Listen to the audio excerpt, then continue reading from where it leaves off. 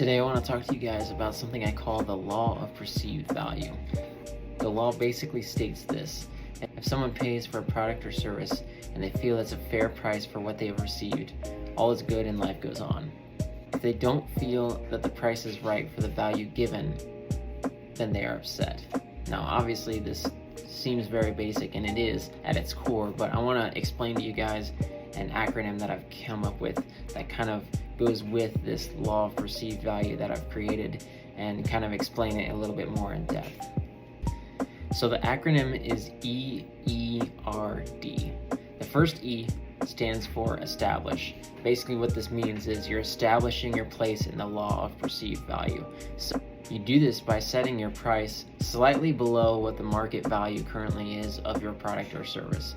So if a normal rate for your product or service is $50, you're going to set your price for 30 or maybe 38 or something like that. That's just an example.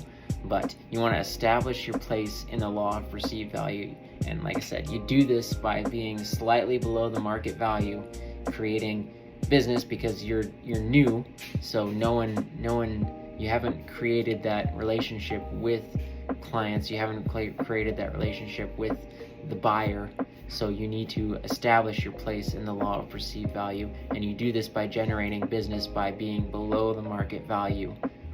Once you've done this, we move on to the second E in this acronym, which stands for enhance. This is the portion, and it could take years to get to this point, or it may only take a week or two, depending on how business goes for your startup or for your product or service.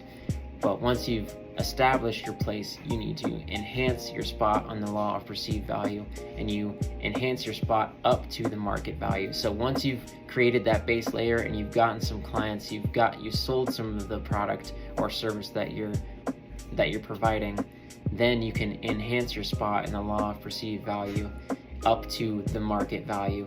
And the third letter in this acronym is R, and it stands for ride. So once you've hit market value and you're up to par with essentially your competition, then you want to ride the wave of perceived value is what I call it.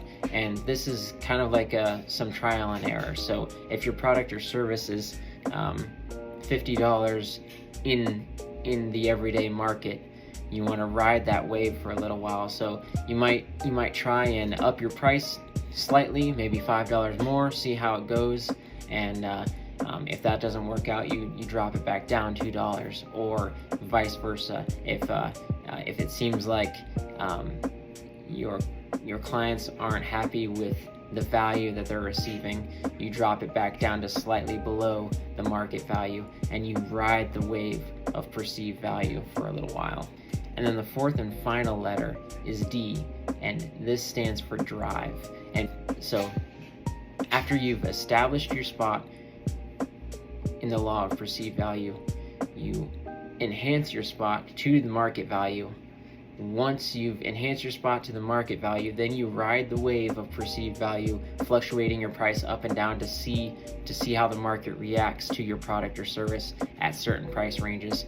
Then once you've built all this and you've established all of this, eventually, and this, like I said, just like any of the previous steps, it could take weeks, years, months, it could be 10, 20 years before you get to this point. But what's cool is once you've established, enhanced, and ridden the wave long enough, you'll essentially make up enough of the market to where you can drive the price to whatever you want it to be, and that's what the final letter is. The final letter is D for drive.